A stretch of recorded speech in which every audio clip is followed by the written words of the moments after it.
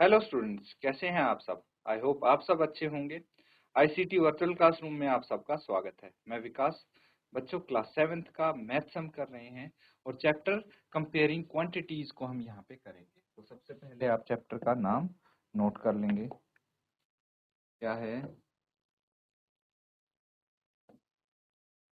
Comparing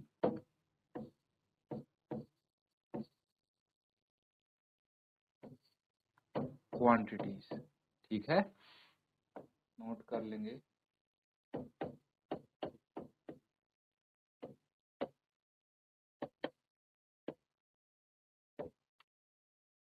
subject maths. Further इसको करते हैं हम।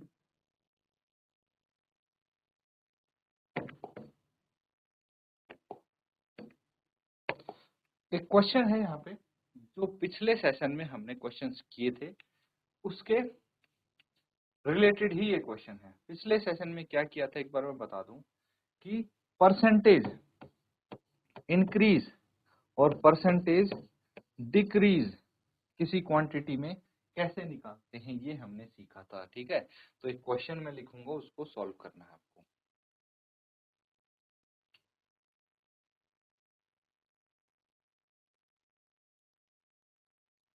चलिए क्वेश्चन लिख लीजिए।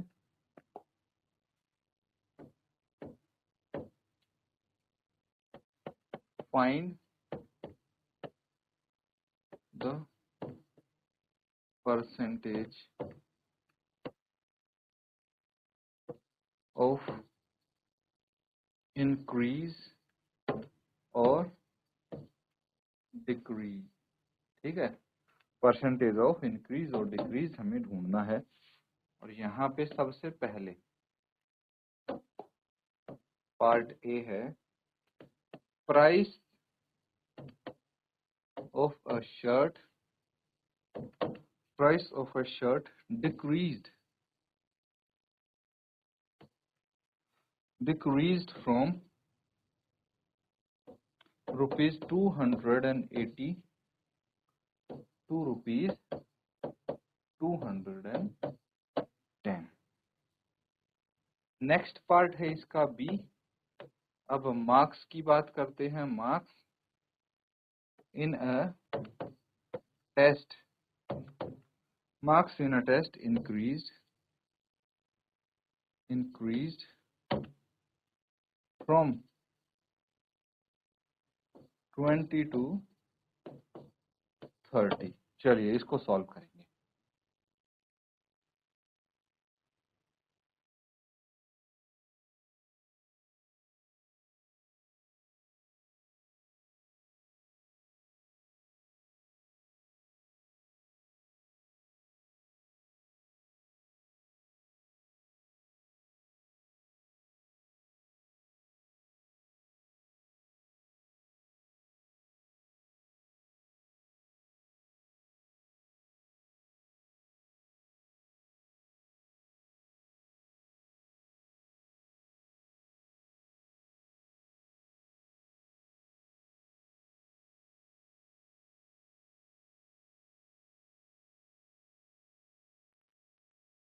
ठीक है, इसको सॉल्व करेंगे। अब देखिए,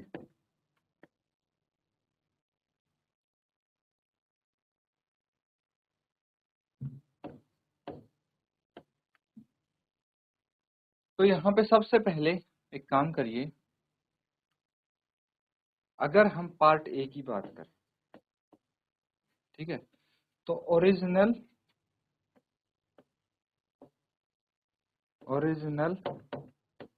प्राइस ऑफ द शर्ट लिख लेंगे हम। ओरिजिनल मतलब जो शुरू में था, स्टार्टिंग प्राइस, ये है रुपीज 280। अब उसके बाद हमें पता है decreased price, decreased price of the shirt, ये है रुपीज 210। तो मुझे बताइए चेंज कितना है। Change in the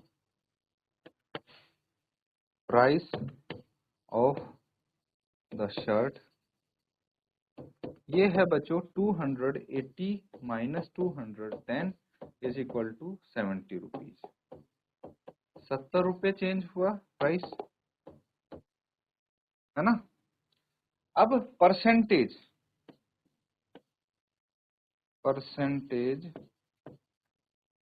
change, percentage change क्या होगा, change in price by original price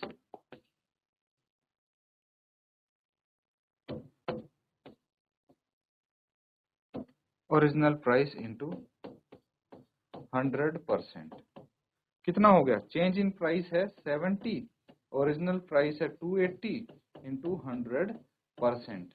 तो ये कैंसिल आउट करेंगे, 4 जा और 4 2 जा 10, तो बच गए 0 उतार लिया, 4 5 जा 20, ये आ गया 25%। तो शर्ट के प्राइस में कितना डिक्रीज हुआ, 25% डिक्रीज हुआ, नोट कर लेंगे।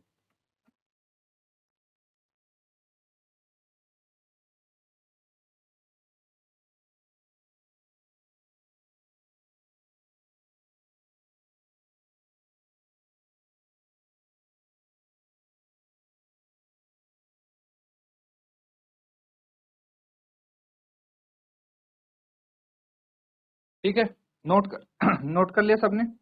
अब देखिए अगला नेक्स्ट क्वेश्चन है पार्ट बी, ओरिजिनल मार्क्स या फिर इनिशियल मार्क्स जो स्टार्टिंग में आए थे, कितने थे 20, increase marks 30,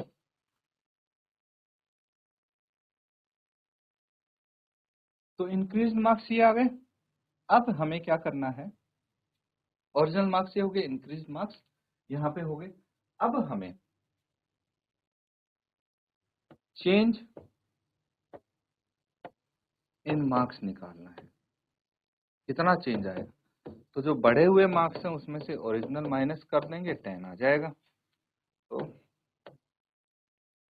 percentage change is equal to, जो हमारे पास क्या है, चेंज इन मार्क्स है, उसको डिवाइड कर देंगे हम ओरिजिनल मार्क्स से,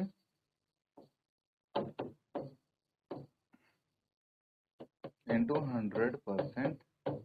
बस इसको सॉल्व करना है, 10/20 इंटू 100%। तो ये आ गया 2 जा 2 50, यानी 50%। तो आप लिखेंगे therefore the marks increase by 50%, note कर लेंगे।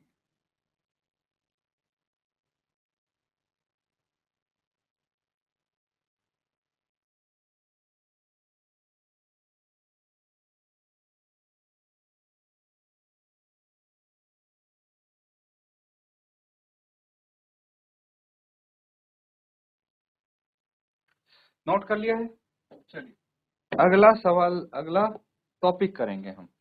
ठीक है, लिख लीजिए, price related to an item और बाइंग एंड सेलिंग। ये बहुत ही इंपॉर्टेंट और बहुत अच्छा टॉपिक है। अब यहाँ पे आप प्रैक्टिकल चीजें सीखेंगे, जैसे कोई चीज हम खरीदते हैं, ठीक है, जैसे कोई दुकानदार है, वो कहीं से चीज खरीदता होगा, फिर आपको बेचता होगा। तो ये एक प्रोसेस है, ठीक है, ये एक प्रोसेस है जिसमें बाइंग और सेलिंग इंक्लूडेड है। अब ये आपको पता होना चाहिए, इसी चीज को हम यहाँ पे स्टडी करने जा रहे हैं। अब देखिए, एक शॉपकीपर है, ठीक है, वो शर्ट लेके आया। I bought a shirt eight ₹600। 600 रुपए में वो एक शर्ट लेके आया। कौन है ये? शॉपकीपर है, ठीक है।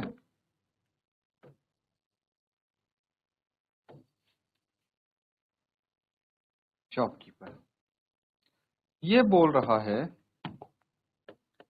I will sell it at ₹610। ये बोला 610 पे ये बेचेगा इसको, 600 रुपए की लेके आया। इसी तरह से बहुत सारे आइटम होते हैं, जैसे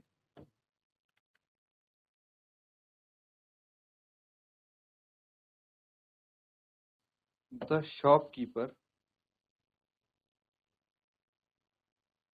shopkeeper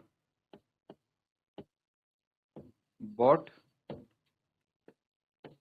a cycle at ₹850 and sold it for ₹980। 850 में लेके आया, 980 में उसने बेच दी। या फिर the shopkeeper bought a chocolate at ₹100 and sold it for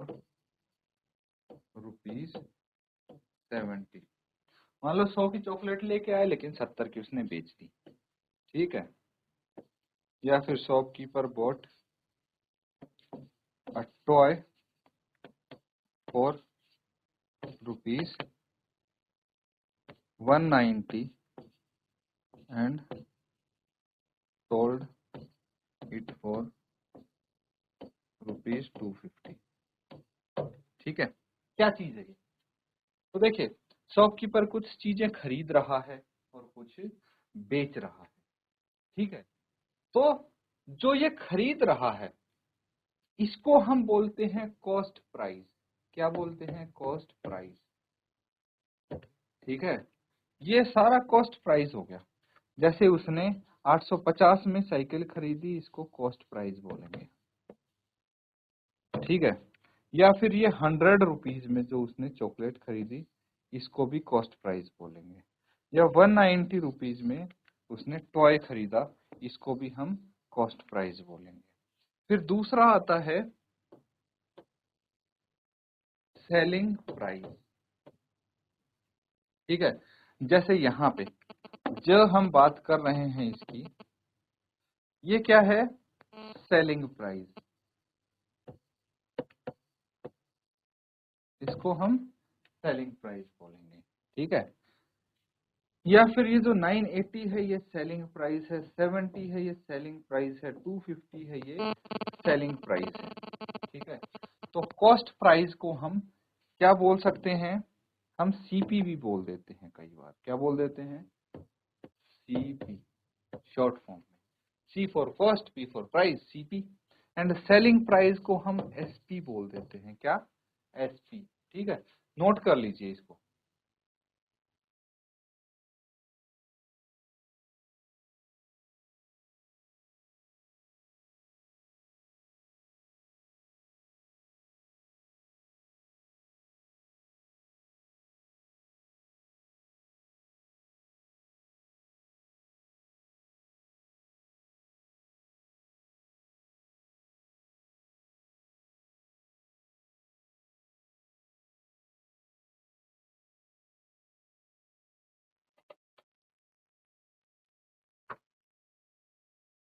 ठीक है, नोट कर लिया है। आगे करते हैं।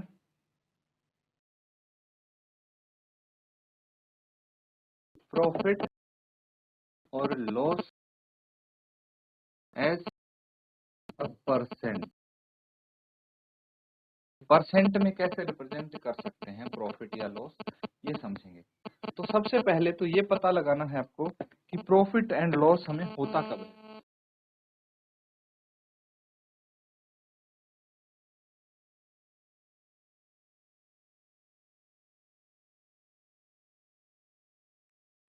तो कब होगा, जब कॉस्ट प्राइस मान लो हमारे पास है ₹72, ठीक है, इसका सेलिंग प्राइस है ₹80।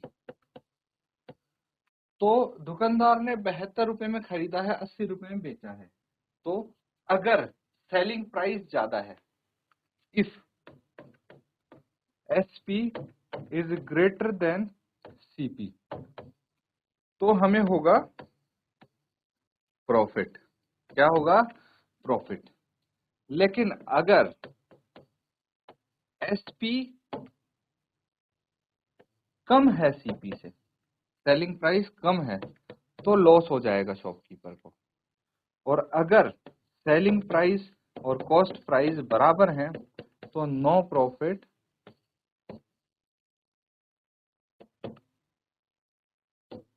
No loss. ठीक है। अब अगर प्रॉफिट हुआ है तो हम क्या करेंगे? प्रॉफिट निकालने के लिए selling price minus cost price, और लॉस निकालने के लिए cost price minus selling price. और नो प्रॉफिट नो लॉस मतलब कुछ भी नहीं हुआ। तो ये नोट कर लीजिए, ठीक है, ताकि हम इसका आगे अगर हमें प्रॉफिट निकालना है, यहाँ प्रॉफिट हुआ है, कितना हुआ है ये निकालेंगे, selling price minus cost price, यानी 80 माइनस 72, दैट इज ₹8। 8 रुपए का प्रॉफिट हुआ है, नोट कर लीजिए। फिर हम परसेंट निकालेंगे।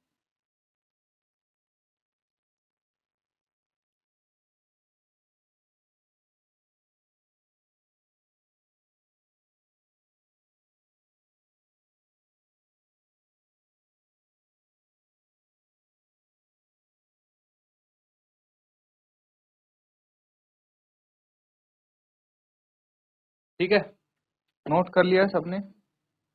अब देखिए, हमें निकालना प्रॉफिट परसेंट। क्या निकालना है? Profit percent. तो यहाँ पे ये समझिए कि दो लोग हैं, नेहा एंड राहुल।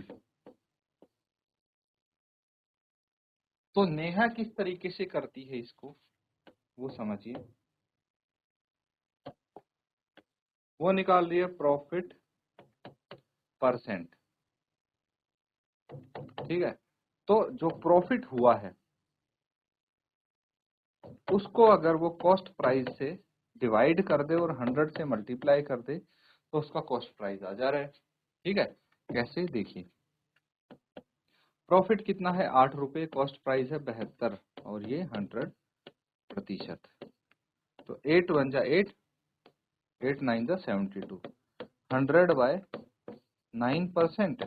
इसको हम मिक्स्ड फ्रैक्शन में कर लेंगे, 9 वन जा 9, एक बच गया, जीरो उतार लिया, 9 वन जा 9, और 1/9% आ गया। ये प्रॉफिट परसेंट आया है नेहा का। राहुल क्या करता है? ओल्ड तरीका जो हमने सीखा था, प्रॉफिट परसेंट मतलब पर 100 कितना प्रॉफिट हुआ उसको, ये वो कॉन्सेप्ट लगाता है। और इसको किस तरह से वो करता है, ध्यान से देखिए। अब उसको 8 रुपए का प्रॉफिट हुआ, कितने पे? ऑन परचेज ऑफ 72, ऑन, या फिर कॉस्ट प्राइस लिख ले, ऑन सीपी ऑफ ₹72, प्रॉफिट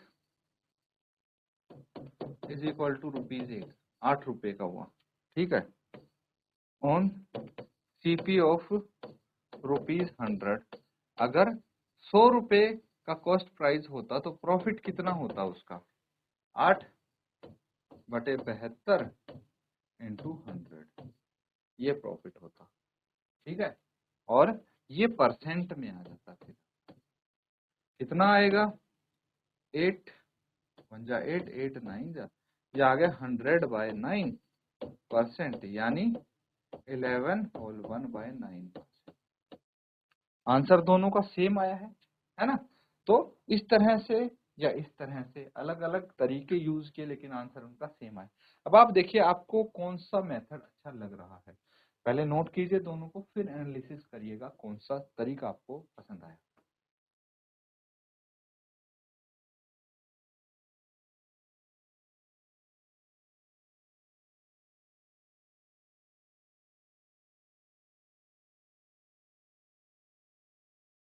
ठीक है, नोट कर लिया सबने? चलिए,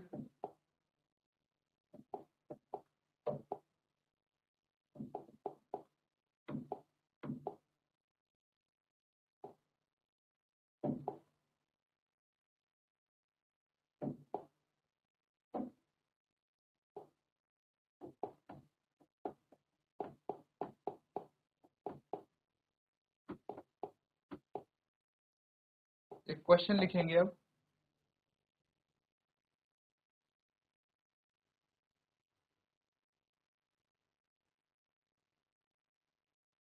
क्वेश्चन लिख लीजिए।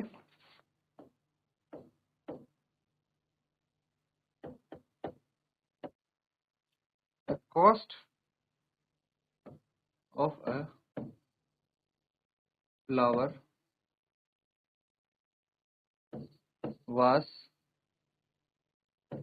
is rupees 120 if the shopkeeper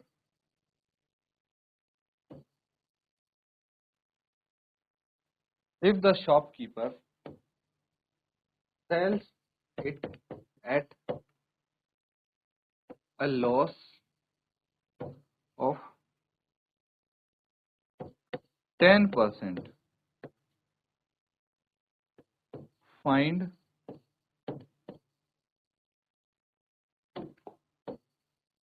the price at which it sold। तो कितने पे बिका होगा ये आपको बताना है। 120 रुपए पे खरीदा है शॉपकीपर ने और 10% के नुकसान पे बेच दिया है, तो कितने रुपए में इसने बेचा होगा ये आपको बताना है, और ये आप कोशिश करेंगे सॉल्व करने की, इसको होमवर्क में नोट करें। ठीक है बच्चों, तो आज जो हमने किया है उसको रिवाइज भी आप जरूर करें घर जाके, तभी आप होमवर्क अच्छे से कर पाएंगे। इसी के साथ आज का सेशन यहाँ पे एंड करते हैं। Thank you and have a nice day.